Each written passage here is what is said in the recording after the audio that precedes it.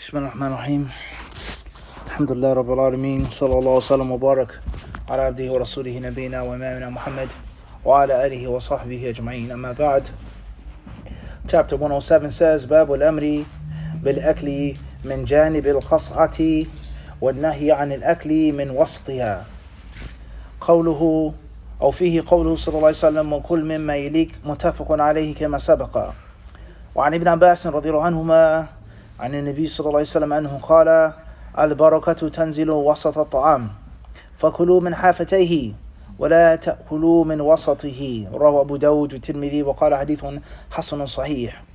وعن عبد الله بن بسر رضي الله عنه أنه قال كان للنبي صلى الله عليه وسلم قصعة يقال لها الغراء يحملها 4 رجال فلما أضحوا وسجدوا الضحى أتي بتلك القصعة يعني وقد ثرد فيها فالتفوا عليها فلما كثروا جثى رسول الله صلى الله عليه وسلم فقال أعرابي ما هذه الجلسة؟ فقال رسول الله صلى الله عليه وسلم إن الله جعلني عبدا كريما ولم يجعلني جبارا عنيدا. ثم قال رسول الله صلى الله عليه وسلم كلوا من حواليها ودعوا ذروتها يبارك فيها. رواه أبو داود بإسناد جيد.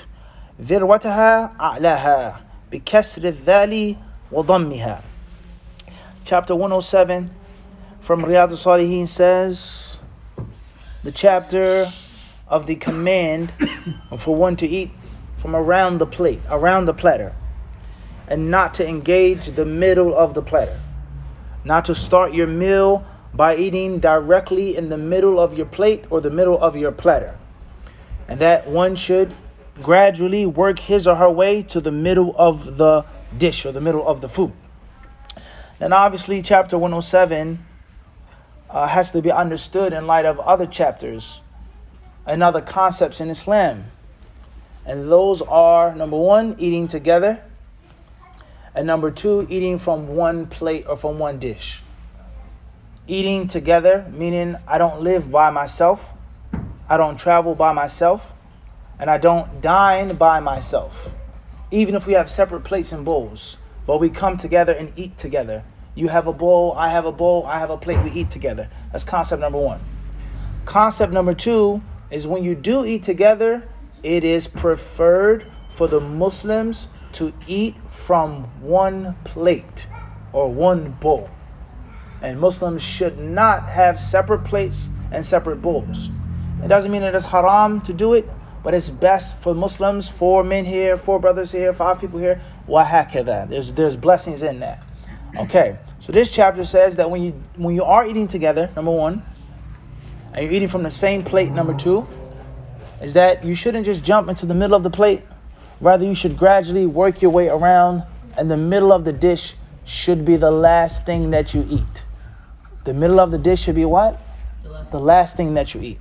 Okay, so Nawawi, the author, rahimahullah ta'ala, he says, from that which proves this, the dalil for this, is what the Prophet ﷺ told his stepson in the previously mentioned chapters, Kul mimma yalika. He said, eat from in front of you. And obviously, the middle of the plate is not what is in front of you. And that hadith is in Bukhari and Muslim. Abdullah ibn Abbas radiallahu anhu narrated that the Prophet ﷺ said, Al-barakatu tanzilu wasat al-ta'ami.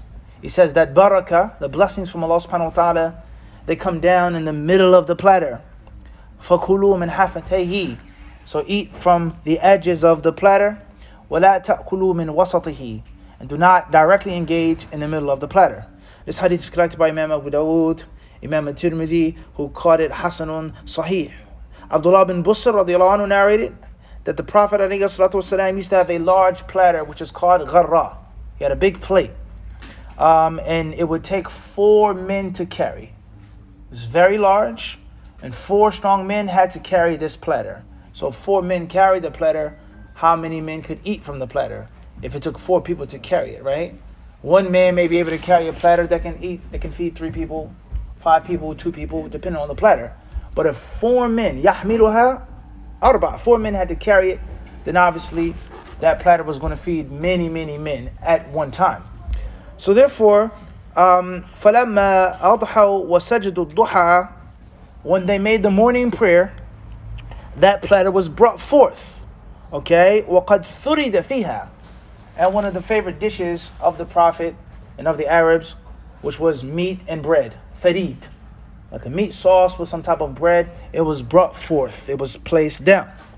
فَلَمَّا كَثُرُوا, and when there were so many men around, so many men wanted to eat with the Prophet ﷺ, جَثَى, he sat upon his knees. The Prophet ﷺ did not sit like this, but instead he got upon his knees and he began to eat. And all of a sudden, a Bedouin man, فَقَالَ أَعْرَابِيٌّ, a nomad, he came and he said, "O Messenger of Allah, why are you sitting like this?" He said, مَا هَذِهِ الْجِلْسَةِ, why are you sitting like this? And that's when the Messenger of Allah ﷺ said that indeed Allah has made me a noble servant. He has made me a slave who is generous, kareem. And he has not made me a tyrant. He has not made me jabbar, someone who's, pounding on the people's necks all of the time. I need someone who's obstinate and stubborn from the truth. And that is when the Messenger of Allah ﷺ said, "Kulu min hawaliha." He said, eat from around the plate. وَدَعُوا ذِرْوَتَهَا, leave the middle of the plate. يُبَارَكْ فِيهَا, and if you do so, Allah subhanahu wa ta'ala will bless you therein. And this hadith is also collected by Imam Abu Dawood. And Nawawi says that his chain of narration is sound. The highlighting point or the moral of this chapter is that these are from the teachings of Islam with regards to dining. Now, a few things that I will say is, number one, as we've explained many times before, Muslim is never to eat and drink, sleep and work just for the material things. But the Muslim is always supposed to look after barakah. You work, you save money, you want the barakah to be in your savings. When a man goes to his wife, there's a supplication to be made, dua that you make.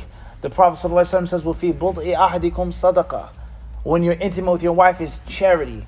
So a man never ever just goes to his wife just to do it.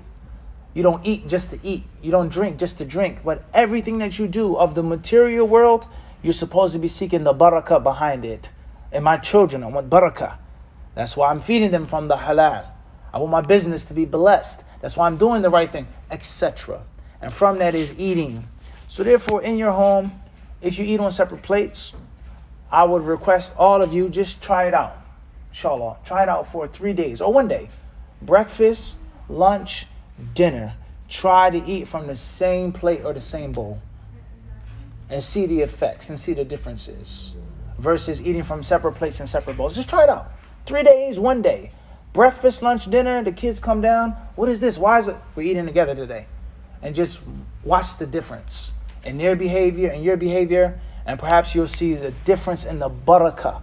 So just imagine if you ate like that every single day. You and your wife eat from the same piece of food. You and your sons drink from the same cup, from the same bowl. See how it will bring people together versus I have my plate, don't touch it. This is mine, hands off, let go my ego. This is my stuff, right? So just think about that, inshallah ta'ala. Last but not least is, if you're not allowed to eat the middle of the food, what's the rule on eating donuts and donut holes? The donut doesn't have a middle now. And can you go to Dunkin' Donuts and buy munchkins? Because you're intentionally eating the what? The middle. Al-Muhim, Allah subhanahu wa ta'ala surely knows best. Alhamdulillah Rabbil Alameen.